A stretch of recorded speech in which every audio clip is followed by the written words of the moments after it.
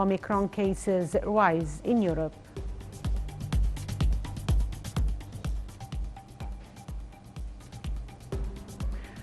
President Abdel Fattah al-Sisi received on Tuesday Secretary General of the Organization of Islamic Conference, Hossein Ibrahim Taha. Presidential spokesperson Ambassador Bassam Raji said that President al-Sisi welcomed the visit by the OIC Secretary General to Cairo. Raji said Sisi stressed full support to the OIC Secretary General's mission amid challenges facing the Islamic world on all stages. For his part, the OIC official said he was pleased to be received by President Sisi and brief him on the program and activities of the Organization of Islamic Conference in the coming period. He said the meeting aimed to boost joint Islamic action to protect common interests and boost development in Islamic countries. He said he is looking forward to the continuation of Egypt's active role on regional and international stages, being one of the founding members of the OIC.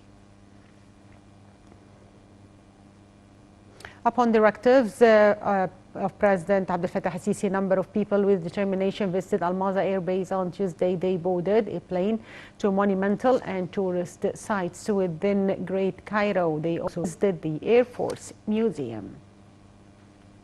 ونطلعك ونوري الناس بسمله وهي في الطياره الأحمر.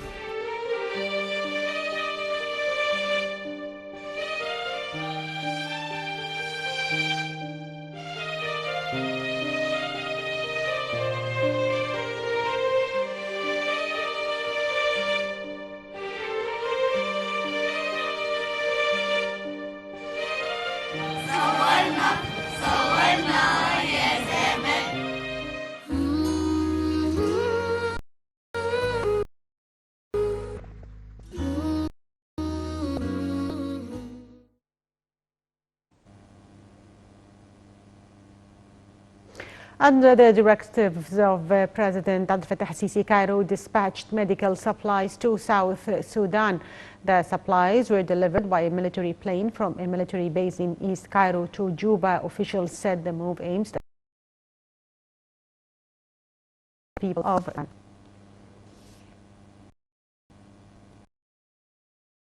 On the sidelines of the Dakar Forum, Foreign Minister Sameh Shoukry held talks with Senegal's President During the talks, he delivered a message from President Abdel Fattah al-Sisi to the Senegalese president of a means of boosting bilateral ties. It also includes viewpoints on issues of mutual concern and expanding coordination between the two sides in the coming phase. During the meeting, Shoukry said Cairo is ready to offer all support for Senegal in the Egyptian fields of expertise. Shoukry also held talks with the Senegal's foreign minister. The meeting covered regional and international issues of mutual concern and means of boosting bilateral ties. And on the sidelines of Dakar Forum, Nile TV's correspondent Hani Farag held the following interview with the U.S. Secretary of State for African Affairs, Robert K. Scott. We have now the pleasure on the side of this gathering of Dakar International Forum on Peace and Security in Africa, Mr. Robert Scott, American Secretary Assistant for African Affairs. Great pleasure to have you today on Nile TV International. Thank you so much for having me on. Thanks a lot. Our first question about the importance of this gathering and the importance of the timing of this gathering. I think it's marvelous that Senegal was able to organize it after having to miss a year because of COVID. They've done a great job of organizing it, and we've seen that the challenges to our security on the continent, I think, have increased since COVID. Whether there's a direct relationship. But I think it was very important to be able to speak through the open session with the very powerful statements. I had an opportunity to participate, great honor with a set of foreign ministers to talk about what security means and what security in a COVID world means. How we can cooperate, I'm speaking about Europeans, Americans, Africans, in order to fight terrorism and COVID over our continent, African continent. You know, I think it ultimately comes down to having strong institutions. So whether it's a strong military or a strong Ministry of Agriculture, or a strong Ministry of Education.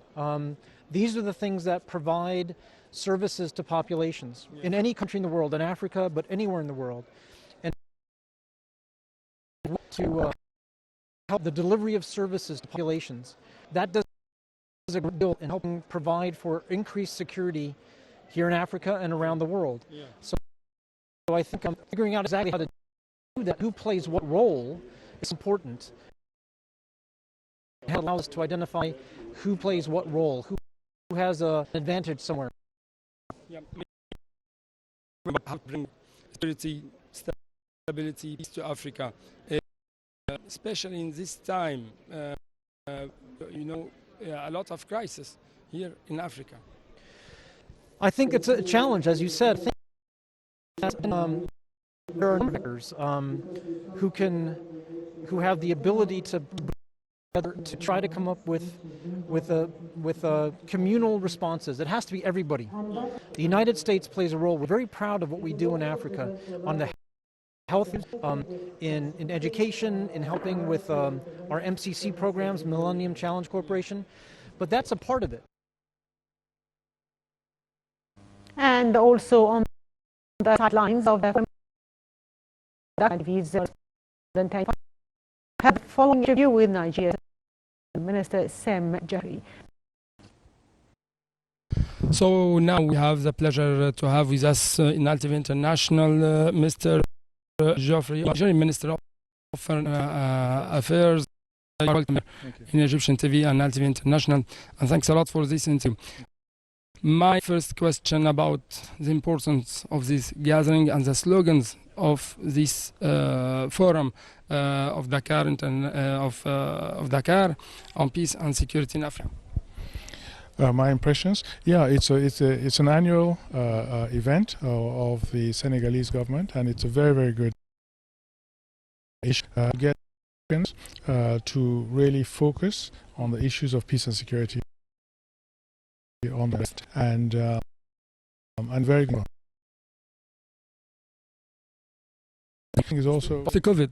Yeah, yes, the post-COVID, because COVID has added a new layer of challenge to the African continent, and so we really need to think very seriously and strategically about how to reposition Africa, how to recover from COVID, because Africa was doing extremely well. Some of the most the fastest growing economies in the world were in Africa before COVID, and we don't want to lose those gains.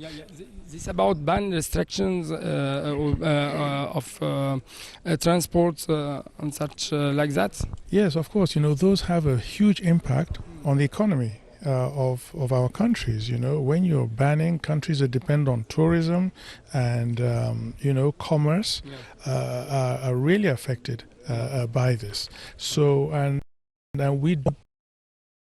and the World Health Organization does not believe that this is a solution to the spread. That the standard procedures for the spread, to contain the spread of the virus, is enough, and that if you start these travel bans, that they actually cause more problems than they solve, and they do not stop the spread.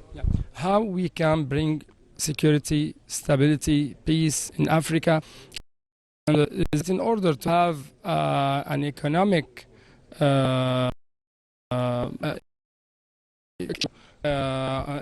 to succeed, to have a growth in all Africa post-COVID? Well, we now have an African Continental Free Trade Area. That's a huge leap forward for Africa. It's the largest free trade area in the world. And the Ministry of Health and Population reported 871 new coronavirus cases and 43 deaths. Its daily report, the ministry said the number of recoveries from the pandemic has exceeded 300 out of 364,000 officially reported cases since the outbreak was detected Egypt. The Health Ministry reiterated that no cases of the new COVID variant Omicron has been detected in Egypt so far. It said the ministry has vaccinated around 47 million people with 2 shots, along with over 250,000 children. The ministry said more than 500,000 children have registered for vaccination. It also said medical teams and seniors will be eligible for a third dose after 6 months of the second shot.